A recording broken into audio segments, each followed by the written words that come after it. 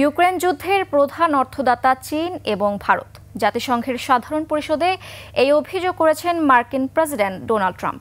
তিনি বলেছেন, চীন ও ভারত রাশিয়ার তেল কেনা অব্যাহত রেখেছে, এটি অমার্জনীয়। পাশাপাশি ন্যাটো দেশগুলিও রাশিয়ার জ্বালানি এবং পণ্য আমদানি খুব বেশি বন্ধ করেনি। মস্কো থেকে জ্বালানি আমদানি কমাতে পর্যাপ্ত পদক্ষেপ না নেওয়ার জন্য ন্যাটো দেশগুলির সমালোচনাও করেছেন ট্রাম্প। আরফিন শাওনের ডেস্ক রিপোর্ট।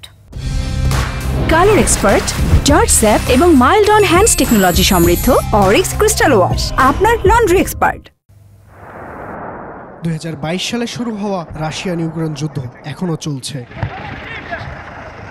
যুদ্ধের নেতিবাচক প্রভাব পড়েছে বিশ্বের অনেক দেশেই, ফলে বিশ্বের বিভিন্ন মহলে চলছে এ নিয়ে আলোচনা। তবে এই যুদ্ধ যেন থামবার নয়,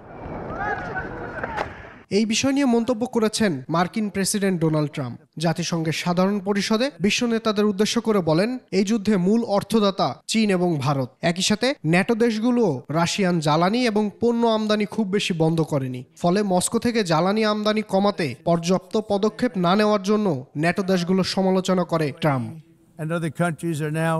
এ সময় যুদ্ধ না থামলে রাশিয়ার উপর কঠোর শুল্ক আরোপের হুমকিও দেন ট্রাম্প।